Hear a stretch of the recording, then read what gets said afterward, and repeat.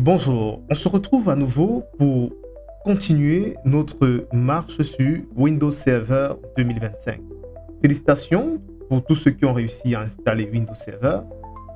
Nous allons dans cette vidéo aborder quelques points intéressants à configurer une fois que nous avons achevé l'installation. Premièrement, je nous invite à démarrer notre machine virtuelle. Je suppose que vous l'avez déjà fait. Si, comme moi, vous avez quelques difficultés lorsque vous agrandissez votre machine virtuelle, c'est simple. On va résoudre ce problème en faisant un clic droit, affichage, non, paramètres d'affichage plutôt. Et sur paramètres d'affichage, on va laisser mise à l'échelle à 100% et nous allons venir modifier la résolution de l'écran pour prendre la résolution qui correspond à notre écran de laptop ou de PC qu'on utilise. Chez moi, c'est du 1920 par 1080. Voilà, je conserve et je suis passé en mode plein écran. C'est bon.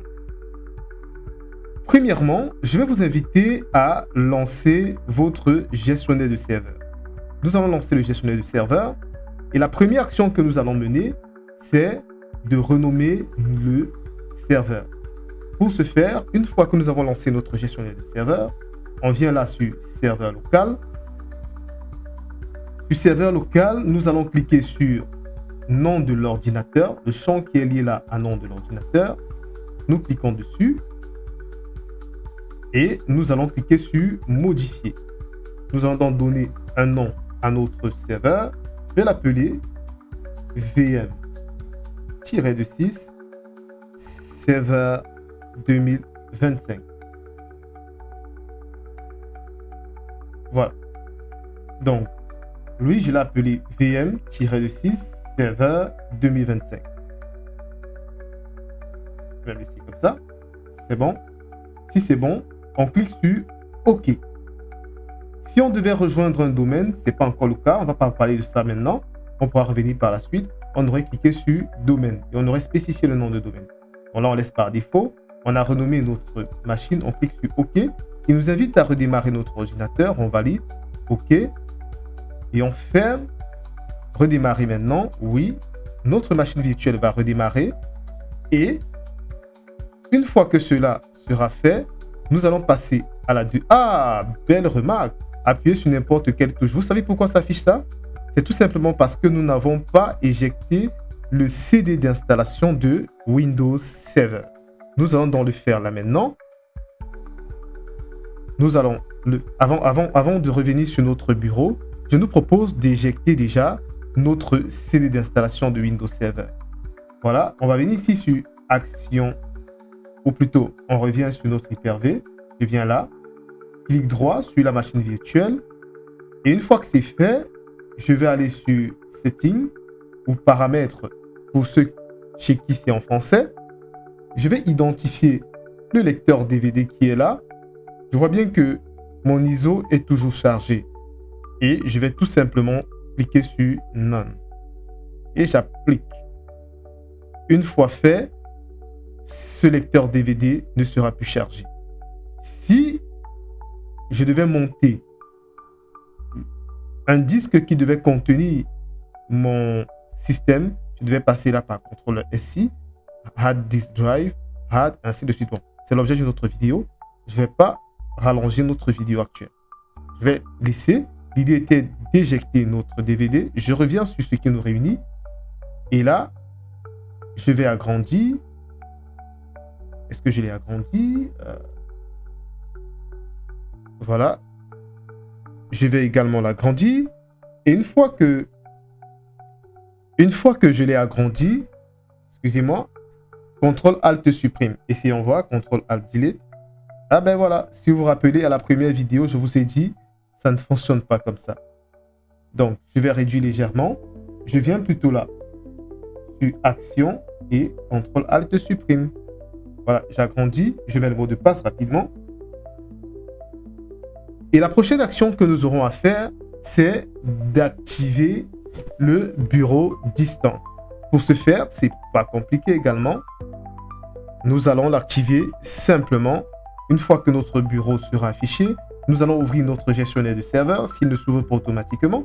En principe, il est censé s'ouvrir automatiquement. On patiente légèrement. Voilà. Nous venons donc sur démarrer, gestionnaire de serveur. Comme je vous ai dit, en principe, souvent, il se charge directement. Peut-être là, c'est juste mon impatience. Allez. Je vais l'agrandir. Et là, je reviens sur serveur local. Une fois sur serveur local, on peut bien constater que notre serveur a un nouveau nom, VM Server 2025. Maintenant, nous allons donc ici activer le bureau distant. Il est désactivé actuellement. Vous voyez, c'est désactivé. Donc, je clique dessus pour l'activer. Vous savez qu'il est recommandé généralement lorsqu'on a affaire à des salles serveurs. On ne va pas chaque fois rentrer dans la salle serveur pour manipuler le serveur. On va tout simplement prendre la main à distance. Donc, nous allons donc activer le bureau distant, autoriser les connexions à distance à cet ordinateur.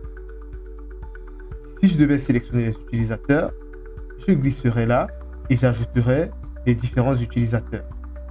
Par défaut, puisque je suis là encore avec un compte admin, l'admin a déjà accès et je n'ai même pas encore créé d'autres comptes d'utilisateurs.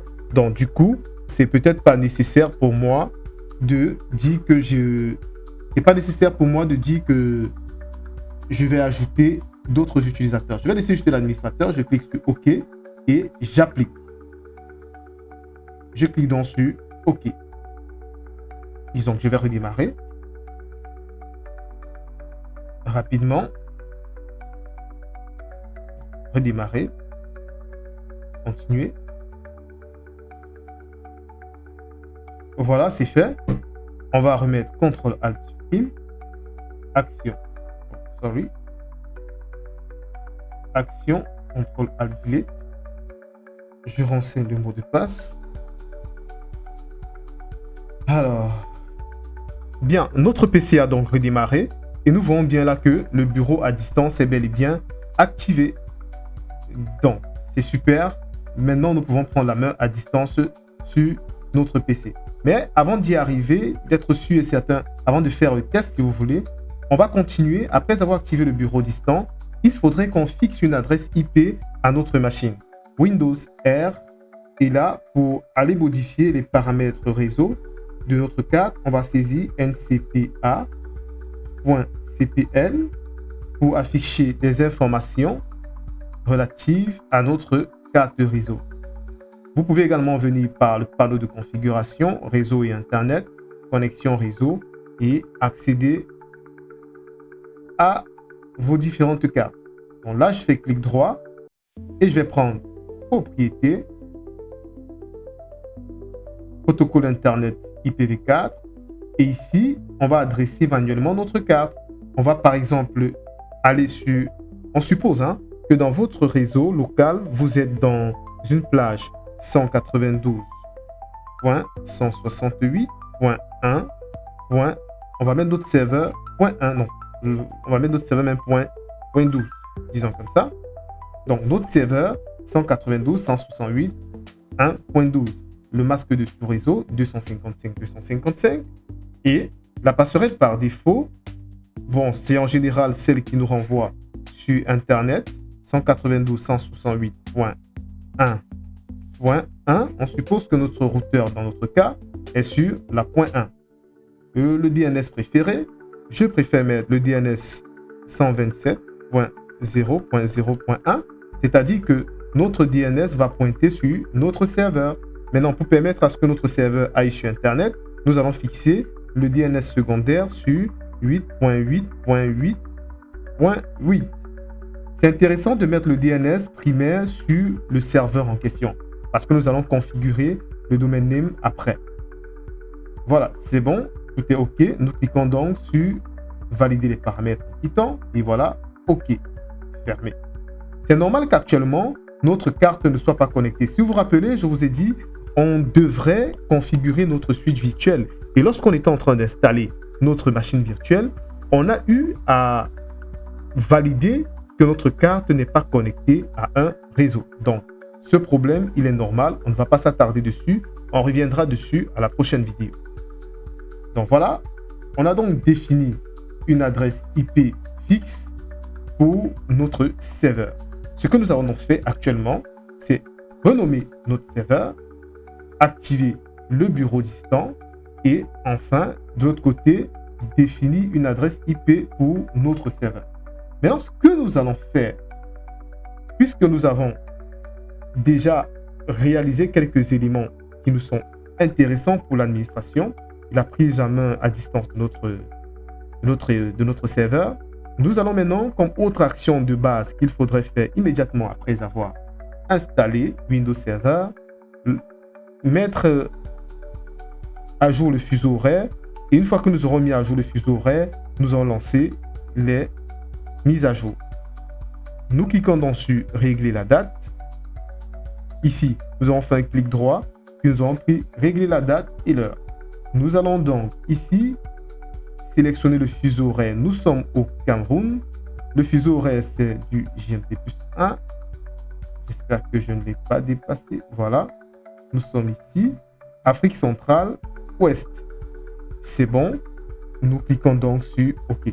Bon, les langues et régions, s'il fallait les mettre à jour. Vous pouvez mettre à jour également la langue et la région en fonction de ce que vous êtes de l'environnement où vous trouvez, de la langue qui est plus adéquate pour vous. C'est fait. Je vais donc fermer. C'est OK. Alors, j'ai l'impression que j'ai dû changer. J'étais sur Afrique centrale, Afrique de l'Ouest. Voilà, c'est lui. C'est bon. Et je ferme. OK. Bon, la région, si vous voulez la changer, vous la changez. Mais pour moi, je vais laisser comme ça. OK, c'est bon. Donc, le fuseau horaire également a été mis à jour. Maintenant, ce qu'on va faire, c'est de lancer les mises à jour Windows Update. Ça, je vous laisse le soin de gérer. Moi, je ne suis pas connecté. Mais en principe, vous devez lancer donc, rechercher les mises à jour et les installer.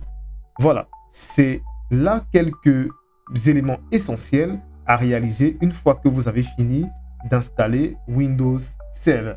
Nous pourrons revenir donc dans les prochaines vidéos sur comment est-ce qu'on va connecter notre machine virtuelle à notre réseau interne ou alors à notre réseau externe plus précisément, afin de donner la possibilité à notre machine virtuelle d'aller sur Internet. C'est tout pour cette vidéo. Merci d'avoir regardé. On se retrouve juste après pour continuer notre belle aventure Windows Server 2025. Bye bye, on s'abonne, on partage et on like. Les commentaires pour nous aider à nous améliorer, ça nous ferait également du bien. Bye.